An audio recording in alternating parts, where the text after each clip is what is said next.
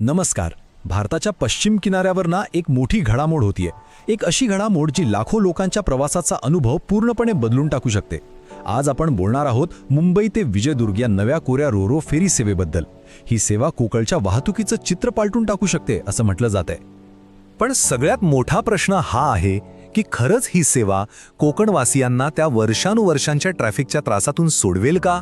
चला, ह्याच प्रश्नाचं उत्तर शोधूया आणि ह्या मोठ्या योजनेचं विश्लेषण करूया. आता ही फेरी का गरजेची आहे हे समजून घ्यायचं असेल तर आपल्याला आधी मुंबई कोकण प्रवासाचं सध्याचं चित्र बघावं लागेल. ही काही आजची समस्या नाहीये. अनेक वर्षांपासून लाखो प्रवासी याचा त्रास सहन करत आहेत. विचार करा, खास करून शिमगा किंवा गणेशोत्सवाच्या वेळी कोकणात जाणाऱ्यांची गर्दी किती प्रचंड असते. त्यात मुंबई गोवा हायवेवरचे खड्डे आणि मग तासनतास चालणारी वाहतूक कोंडी म्हणजे प्रवास कमी आणि दिव्य जास्त अशी अवस्था होते. सध्या पर्याय काय आहेत? मुख्यतः दोनच, एक तर रस्त्याने जा किंवा रेल्वेने. पण दोन्ही पर्यायांची अवस्था बिकट आहे. रस्त्याने गेलं तर ट्रॅफिक जाम ठरलेलं, आणि रेल्वेचं म्हणाल तर इतकी गर्दी असते की प्रवास नकोसा होतो. म्हणजे आरामात आणि वेळेवर पोहोचणं हे एक स्वप्नच बनून राहतं. आणि याच समस्येवर एक उपाय म्हणून सरकारने आता एका नवीन सागरी मार्गाची घोषणा केली आहे. ही रोरो फेरी सेवा एक असं धोरणात्मक पाऊल आहे जे कदाचित या संपूर्ण प्रदेशातील वाहतुकीचं चित्रच बदलून टाकेल. पण अनेकांना प्रश्न पडला असेल की ही रोरो फेरी म्हणजे नेमकं काय?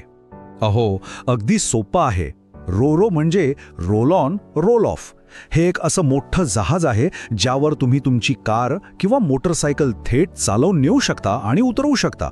म्हणजे सामानाच्या न्यायांची डोकेदुखीच संपली. आणि ही सेवा सुरू होतीये 1 मार्च 2026 पासून.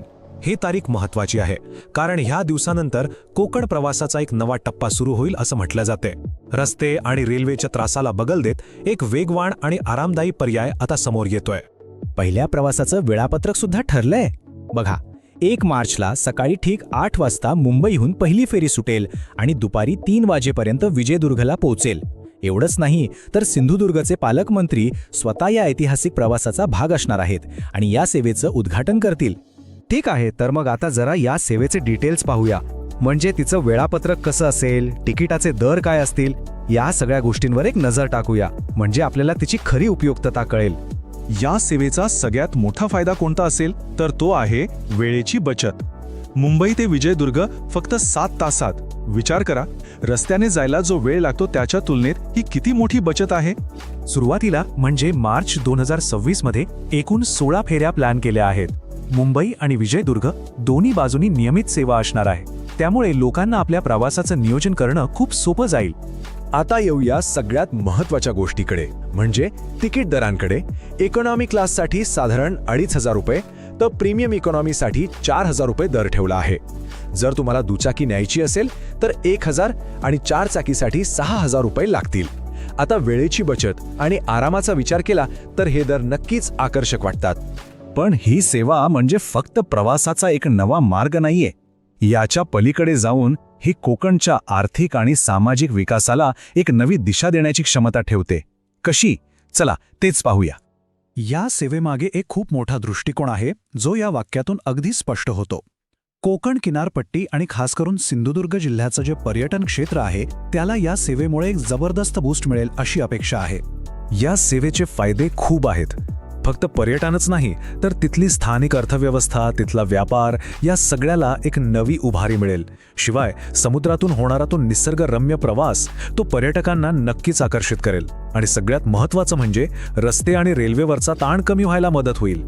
आता इथे बघा, रस्ते आणि रेल्वेच्या तुलनेत सागरी मार्गावर गर्दी खूप कमी आहे, पण आराम आणि निसर्गरम्यता खूप जास्त.